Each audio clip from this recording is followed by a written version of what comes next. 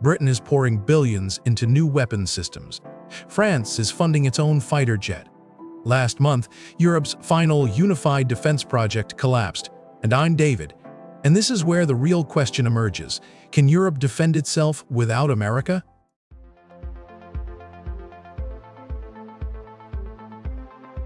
Watch the UK climb to third place, nearly $4 billion in military and economic support to Ukraine. And Britain just announced a strategic defense review, committing $4 billion to autonomous systems and $1.5 billion to ammunition production. The message is unmistakable. Britain is no longer relying on America to lead Europe's defense.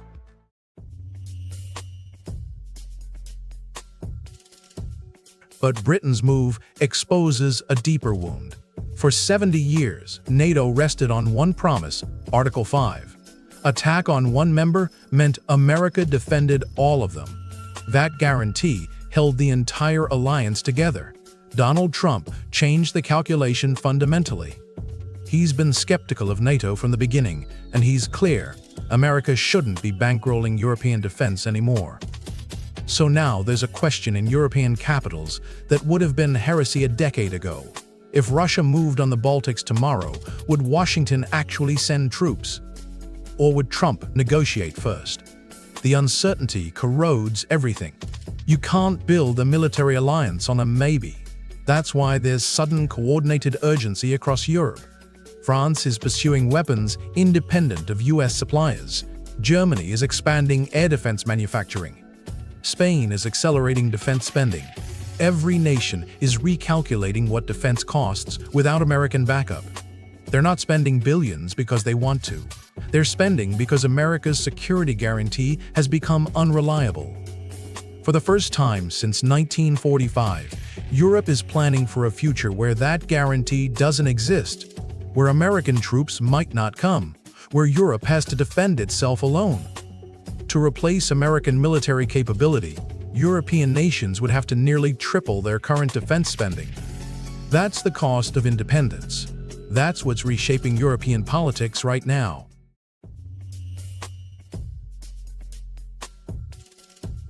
See how every European weapon design hits the same wall, a US origin component. The International Traffic in Arms Regulations gives Washington a veto over Europe's weapons, a 70-year cage. Europe can design missiles, jets, tanks. But if they use American parts, the US government must approve before that weapon can leave the factory. No approval, the weapon never ships.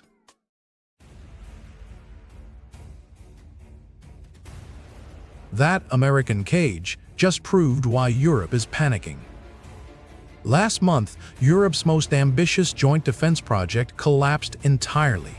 The Future Combat Air System, a unified fighter jet program linking France, Germany, and Spain, was abandoned. Billions in research wasted. Years of negotiation for nothing. All three countries walked away simultaneously. Why? Because the three countries couldn't agree on fundamentals, how to build it, who would lead development, what the final design should be, whether to depend on American components. Every difference became friction. The costs bloated, the timelines diverged. Eventually, the political will simply broke. France pulled out first. Germany had an impossible choice between France and Spain. They chose to abandon the entire program. Now each country is reverting to separate national fighter programs. France will develop its own jet. Germany will develop its own. Spain will develop its own. 3 parallel development cycles. 3 separate supply chains. 3 separate budgets. Wasteful and redundant. But it's the predictable pattern. When European nations face defense decisions that require subordinating national interest to collective benefit, consensus collapses. FKS was supposed to be the test of whether Europe could act as one when it mattered most. Europe failed that test. Now, facing a crisis, Europe is fracturing further. Each nation is betting on itself alone.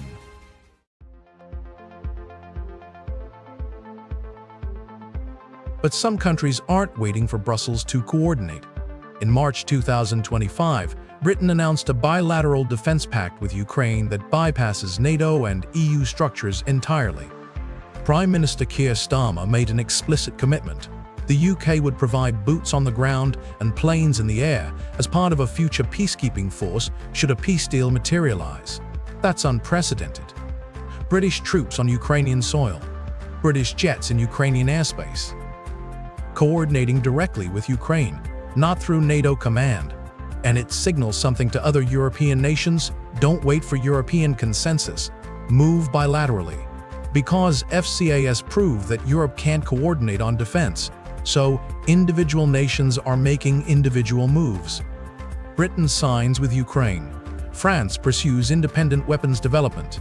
Germany races air defense production, each nation making its own bets on survival without waiting for the others. NATO was designed to bind Europe together through collective security. That binding is unraveling. What emerges instead is nation-to-nation deals. Not alliance coordination, but bilateral hedges. Every country preparing to survive alone. That's a profoundly different Europe than the post-1945 order promised.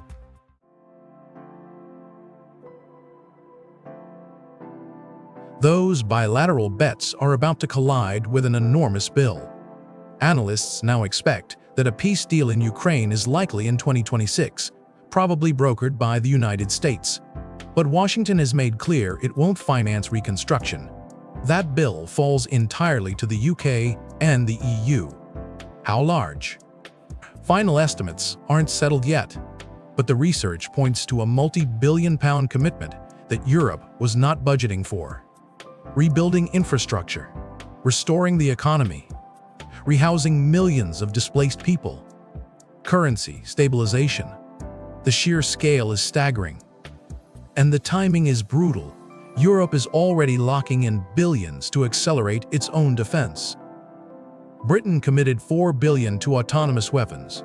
Germany is ramping air defense manufacturing.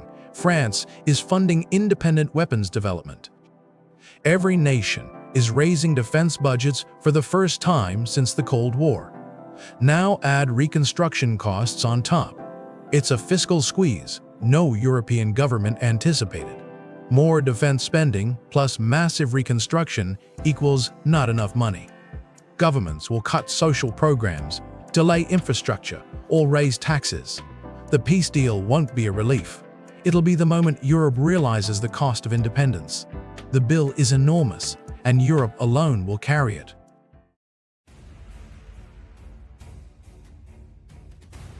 That reconstruction bill will force hard choices. But it's not the only cost of independence. Britain just announced defense spending targets that would have been unthinkable a decade ago. 2.5% of GDP by 2027, then 3% by the mid-2030s. For context, NATO set a 2% benchmark 2 decades ago. Most countries missed it. Now Britain commits to exceed that and keep climbing. In pound sterling, the defense budget grows from roughly $46 billion today to over $70 billion by the mid-2030s. That's not an increase, that's a reshaping of national priorities. Money that would have gone to hospitals, schools, roads, now flows to weapons systems, missiles, shipbuilding, military manufacturing, a historic reallocation. And Britain isn't alone. Every European nation is accelerating defense spending right now. France, Germany, Spain. The continent is moving in unison for the first time in decades, but toward fragmentation. Each nation spending more because each nation believes it might have to fight alone. After 70 years where American protection allowed Europe to invest in prosperity and integration, that premise is over. Independence has a price. Europe will pay it year after year for decades. Whether voters will accept that sacrifice remains the defining question.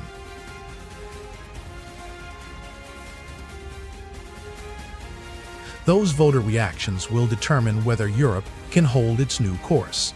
But zoom out. The transformation happening right now is unprecedented. For 70 years, American security guaranteed European peace.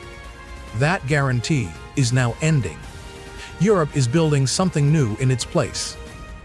Bilateral defense pacts instead of collective ones. National weapons programs instead of unified ones. Accelerating defense budgets that drain social programs.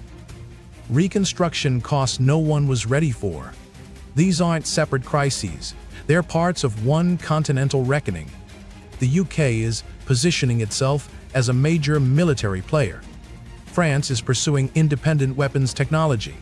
Germany is rearming at historic pace. Every nation concluding the same thing: America is not coming, so Europe has to. For 70 years, that was the premise, underlying everything. American security guarantees allowed Europe to invest in prosperity, integration, the EU dream. Now that premise is gone. What replaces it is unclear.